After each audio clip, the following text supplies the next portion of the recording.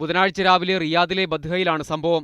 സ്വകാര്യ ട്രാൻസ്പോർട്ട് കമ്പനിയിൽ ഡ്രൈവറായ ഇബ്രാഹിംകുട്ടി പെരുന്നാൾ അവധിക്ക് സുഹൃത്തുക്കളെ സന്ദർശിക്കാൻ റിയാദിലേക്ക് പോയതായിരുന്നു. ഇബ്രാഹിംകുട്ടിയും സുഹൃത്ത് ഉമ്മർകുട്ടിയും മാത്രമുള്ളപ്പോഴാണ് രണ്ടംഗ സംഘം ഇടിച്ചുകയറിയത്. മുറിയിലുണ്ടായിരുന്ന ലാപ്ടോപ്പും 2 മൊബൈൽ ഫോണും ഇന്റർനെറ്റ് മോഡവും സംഘം കൈക്കലാക്കി. ഇബ്രാഹിംകുട്ടിയുടെ പേഴ്സിലുണ്ടായിരുന്ന 2000 റിയാൽ പിടിച്ചുപറിക്കാനുള്ള ശ്രമം ചെറുത്തതോടെ രണ്ടുപേരും ചേർന്ന് കെട്ടിടത്തിന്റെ 1-ാം നിലയിൽ നിന്ന് തള്ളിയിടുകയായിരുന്നു.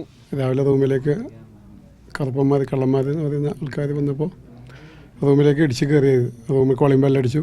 പിന്നെ അവർ റൂമിലേക്ക് ഇടിച്ചു കയറി എന്നെ ഉപദ്രവിച്ചു, എൻ്റെ കയ്യിലെ സാധനങ്ങൾ എടുക്കാൻ വേണ്ടിയിട്ട്. അവ ചെറുത്ത് നിൽക്കാൻ വേണ്ടി കുറേ ട്രൈ ചെയ്തപ്പോൾ നടന്നില്ല.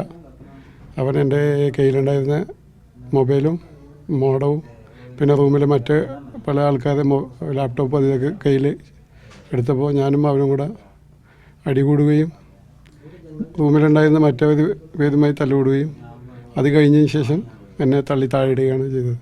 ഇബ്രാഹിംകുട്ടിയുടെ കമ്പനി ദമാമിലായതിനാൽ തുടർ ചികിത്സയ്ക്കും ഇൻഷുറൻസ് പരിരക്ഷയ്ക്കുമായി അങ്ങോട്ടേക്ക് മാറ്റി. ഇൻഷുറൻസ് രേഖകൾ ശരിയാക്കി ചികിത്സാ സഹായം ലഭ്യമാക്കാൻ കമ്പനി അധികൃതർ ശ്രമം തുടങ്ങിയിട്ടുണ്ട്. അടിയന്തിരമായി ശസ്ത്രക്രിയ വേണമെന്ന ഡോക്ടർമാർ നിർദ്ദേശിച്ചതിനാൽ അതിനുള്ള പണം സ്വരൂപിക്കാനുള്ള ശ്രമത്തിലാണ് സുഹൃത്തുക്കളും നാട്ടുകാരും. ഇബ്രാഹിംകുട്ടിക്ക് എഴുന്നേറ്റ് നടക്കണമെങ്കിൽ 6 മാസമെങ്കിലും വേണ്ടിവരുമെന്നാണ് ഡോക്ടർമാർ അറിയിച്ചത്. ശസ്ത്രക്രിയയ്ക്ക് ശേഷം എങ്ങനെയെങ്കിലും ഇയാളെ നാട്ടിലയക്കാൻ സുമനസ്സുകളുടെ സഹായം തേടുകയാണ് സന്നദ്ധ പ്രവർത്തകർ. ക്യാമറാമാൻ നൌഷാദിനൊപ്പം മുഹമ്മദ് ഷെരീഫ്, മീഡിയ 1 ദമാം.